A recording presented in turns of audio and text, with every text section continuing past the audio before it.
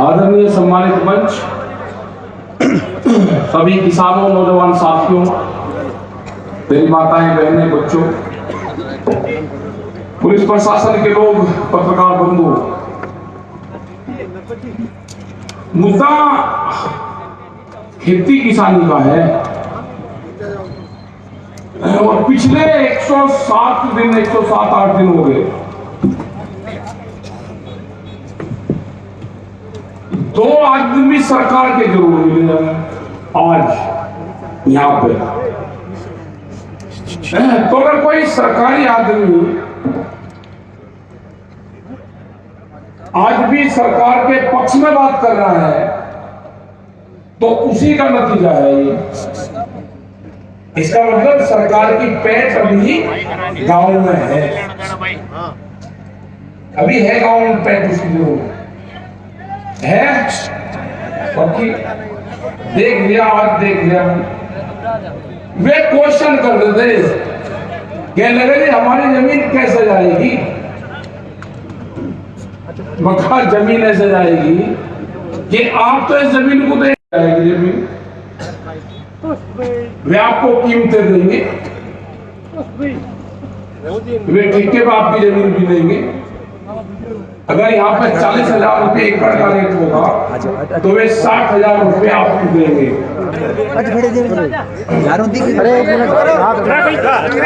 एक मिनट भाई रुक जाओ।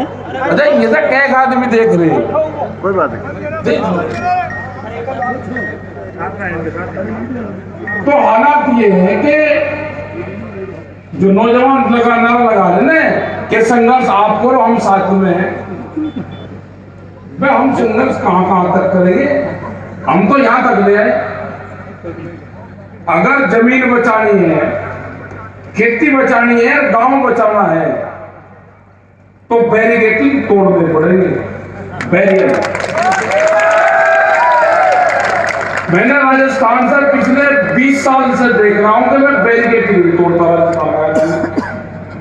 तोड़ता ही नहीं। आज से करीब 15 साल पहले, 15-18 साल पहले जयपुर में बाजरे का रेट 300-350 रुपया था और मार्केट में 200-250 रुपये बिक रहा था। तो आपकी विधानसभा पे जो सर्किल स्टेचू है, विधानसभा पे ताले लगाए। 3 आदमी तो मुझे 5 दिन में मिले और 15 आदमी को धोखे से लेकर गया था भगा के। उनको बता देता, युद्धवीर सिंह कहने लगे अगर ये बता दे कि जेल जाना पड़ेगा ये भी भाग जाएंगे। इनको भगा कर लेगा, तुम्हें उनको भगा कर लेगा। ये तो पता था कि पकड़ा जाऊंगा, जेल जाना पड़ेगा, लेकिन इन्हें नहीं बताना। उनको लेकर गया, उनसे प्रदर्शन करवाया, बहुत खुश हुए कि फोटो कैसे। उन्हें ये नहीं पता था कि 3 मिनट बाद में पुलिस आएगी और सर को गिरफ्तार करेगा।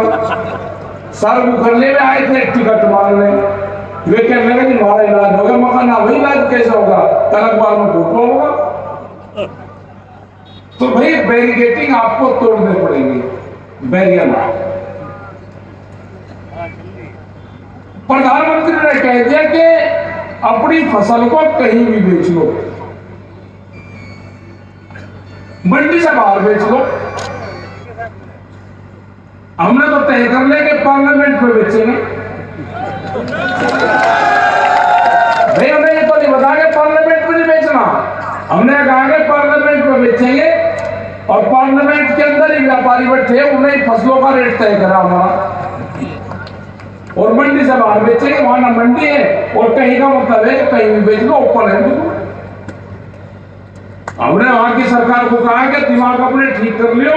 2002 में उसी पार्लियामेंट के ऊपर ताले लगाए थे, वही जलवाया था आपका बाजरा, धान, सारी फसलें जलवाई थी 2002 में मई में, जब पार्लियामेंट वहां पर चली हुई थी। अटल बिहारी वाजपेयी प्रधानमंत्री थे, उसके गेट के बाहर ही जलवाया था। 45 मिनट लोग को तो पुलिस भी नहीं ठा पाई थी। उनसे संकल्प से बांधने था, हमने अपने आप को पैर संकल्प से बांधे हुई उसके जो गेट है वहां। आप वन तक भी आओ तो डीएम के यहां पर ले जाना, सरकार एक ही बात है बराबर। अब लोगों में इसकी खरीद करो, शाहजहांपुर बॉर्डर ले आना। आपको आंदोलन करने पड़ेंगे। 30 साल में आपकी 20 और 30 साल के बीच में ये जमीनें सारी चली जाएंगी, यहां बचेगा ही कुछ नहीं। वे आपके क्षेत्र के लोग लगते हैं जो बागड़िया है ना, वे नहीं रहेंगे, हमें 50 साल हो गए और 100 साल हो गए यही है, वे तो किसी दूसरे कारण से गए थे। आप अपने आप को दिव्यांग हो जाओगे। और ये नहीं, पूरे देश के किसानों का हाल होगा।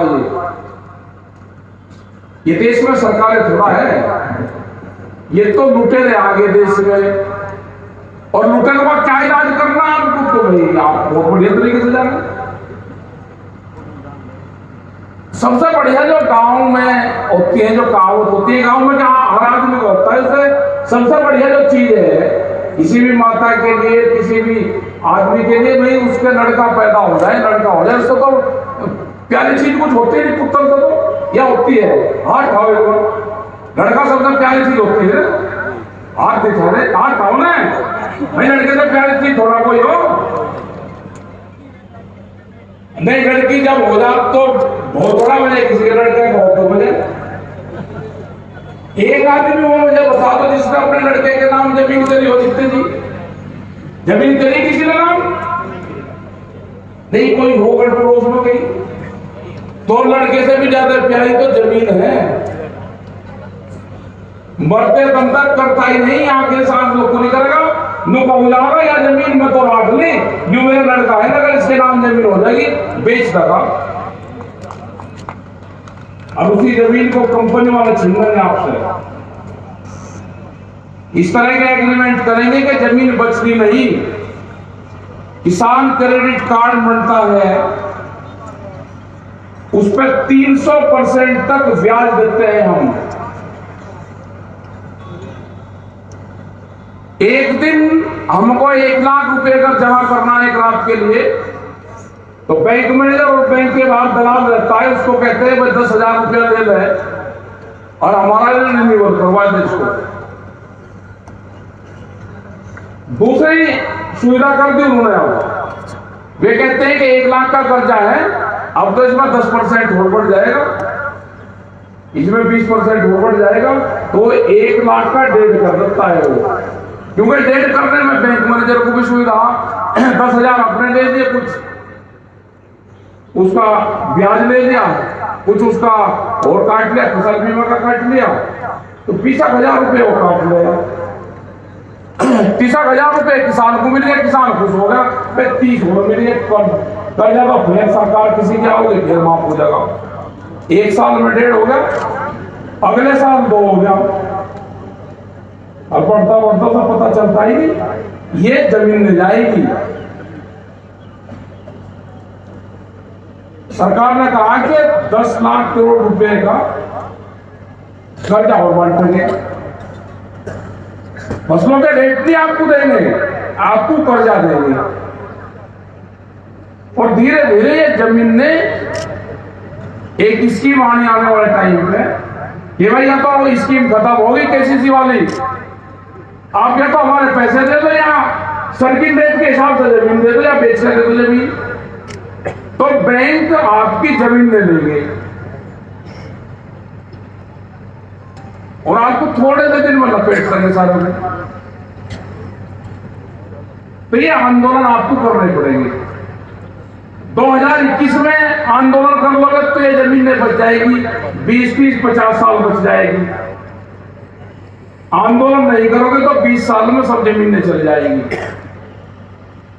एक क्लोज था इसमें, पहले जमींदारों के पास में जमीनें थी या जो व्यापारी थे बड़े उनके पास में जमींदार थे, वे शहरों में रहते थे, जमीन किसानों के हल के नीचे थी। 11-12-15 साल हो गए, कहने लगे भाई तो इसे ही जोत रहा यही और इसी की हो जाएगी। अब वो कानून हट गया। अब आप जमीन देख रहे होंगे कि सड़क की सारी जमीन आपके पास में रही नहीं, वो सब जमीनें बड़े व्यापारियों ने खरीद ली, पूरी सड़कों की जमीन खरीद ली, चार दीवारी उसकी कर दी। अब जमीन जिसके हल चलता है उसकी जमीन नहीं, जमीन अब उसकी है जिसके नाम उसके कागज है। वो 1 करोड़ था, वो हटा दिया इसमें। जितनी महंगी जमीन होगी किसान से उतनी ही जल्दी जाएगी। महंगी जमीन को व्यापारी खरीदेगा, सस्ती जमीन को किसान खरीदेगा। आप बहुत खुश हो रहे हैं कि जमीन बहुत महंगी होगी। एक बार जमीन चल जाओ तो आप खरीद नहीं सकते उसको। अपने नौजवानों को बताओ, जितने भी नौजवान बैठे इनके ट्राई कर लेना सब। नौजवानों की संख्या कम है। अगर इनको गोबर उठाते हाथ से बदबू आती होगी तो जमीन बेचेंगे। इनका निगाह करना कि हाथ से गोबर उठाए मिलेगा, नहीं उठाते। ये अपने खेत में जब जुताई उसकी होती है, ये नंगे पैर भी घूम रहे, उसमें भी जूते लेकर घूम रहे। इनको मिट्टी से टच करने में शरीर पर मिट्टी लग जाए तो उसका साबुन से धोने होते हैं। ये कोर्स लगाने वाले टाइम पे अपने खेत की मिट्टी को अपने शरीर पे जरूर लगाओ। उससे लगाव होगा, उससे टच होगा। जो बॉडी का है, बॉडी का टच अपने खेत की मिट्टी से जरूर करवाओ। ये जमीन नहीं बचेगी, रोजगार तो रहे नहीं अब। और पॉलिटिकल पार्टी से कुछ होने का नहीं, ये भी ध्यान से सुन लो। हालांकि होगी विपक्ष है कमजोर, वो भी अगर पंचायत कर रहा तो किसान पंचायत का नाम ले रहा, क्योंकि कुछ न कुछ कर्मकांड करूंगा क्या सरकार तुरंत फंसा लेगी, उन्हें परमिशन नहीं देगी। तो भैया आंदोलन ही देश के किसान को, मजदूर को, कर्मचारियों को, इनको सबको बचाएगा, यही बचाएगा। रेलवे वाले आ रहे हैं 2022 में 4.5 लाख कर्मचारी रेलवे के हट जाएंगे। ये रेल इसलिए तो नहीं चल रही, निजीकरण में देख उनके रूट लग रहे बनने, सब महंगी हो जाएगी। पहले फ्री बाहर चले जाकर देश में, वो भी खत्म होगा। वॉलमार्ट जैसी कंपनी आ रही, एक देश के माल को गोदामों से उठा के और दूसरे देश में पटक देगी, उसमें भी शॉर्टेज होगी, दूसरे देश में इतना फेंक देंगे कि उसको वैसे डंप कर देंगे। 10,000 के आसपास पानी के दिया इसमें अकेले कंपनी में। और उसका टारगेट है साप्ताहिक बाजार जो लगते हैं उसमें 4.5 करोड़ लोग हैं जो साप्ताहिक बाजार से अपना गुजारा करते हैं, वो खत्म होंगे। छोटे दुकानदार खत्म होंगे। जो गांव में नुक्कड़ पर दुकान करता है, वो 50 परिवार को उधार सामान देता है, वो खत्म होंगे। ये सब निमट जाएगा केस। तो वही लड़ाई तो लड़नी पड़ेगी, एक पीढ़ी को लड़ाई लड़नी पड़ेगी। देश आजादी की लड़ाई में 90 वर्ष चला, उतना तो अत्याचार है नहीं, उतना नहीं अत्याचार। ये देखो कि उस टाइम पे भी हमारे बुजुर्गों ने लड़ाइयां लड़ी, जब ये था कि पकड़े जाओगे तो फांसी गांव के पेड़ पे ही मिलेगी, उस टाइम पे भी लड़ाइयां लड़ी। आज तो संघर्ष करते हो तो मीडिया पे, इस पे सोशल मीडिया है और आदमी के हाथ में दे रखा है कि कोई अत्याचार कर रहा तो तुरंत दिखा दे। और आज भी अगर पंखे के कूलर की हवा में सोओगे, क्योंकि हालत तो खराब होगी। पंखे लग के, कूलर लग के, किसी ने नौकरी पे से बजा रहा तो इस लगवा दिया गाँव में भी, आंदोलन कहां से करोगे? ये लड़ाइयां लड़नी पड़ेगी आपको। अपनी जमीन, अपनी फसल बचाने की लड़ाई, जो कर्मचारी है उनकी पेंशन बचाने की लड़ाई, बड़ी लड़ाई होगी। एमपी साहब भी यहां में बैठे,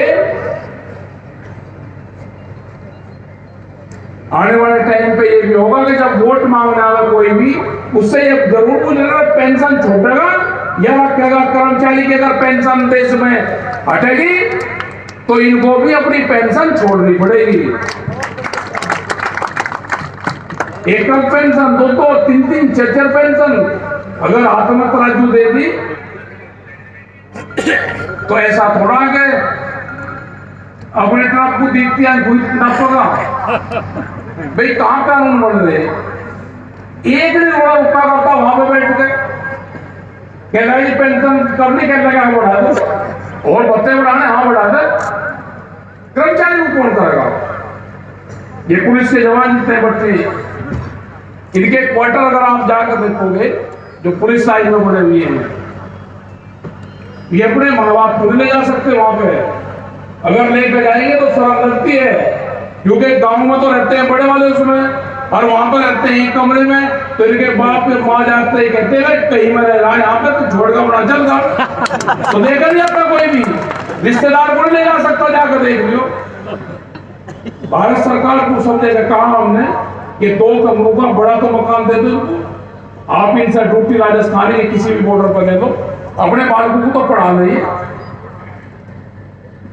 दिल्ली में इनकी वर्दी कुछ होगी 15,000 रुपए मिलता है, यहाँ पर 2,500 3,000 रुपए है। भाई सैनिक टीचर के बराबर तो इनकी भी तनख्वाह कर दो। ये बोलते नहीं फोर्स के लोग, तो इनकी आवाज कौन उठाएगा? पेंशन इनकी काटोगे, मकान इनको नहीं दोगे, तनख्वाह इनकी कम होगी। अगर ये 2 रुपया का हिसाब कर रहे तो इनके पीछे फेरेंगे ये ले लिया ये ले लिया ये ले लिया। ड्यूटी 24 घंटे की,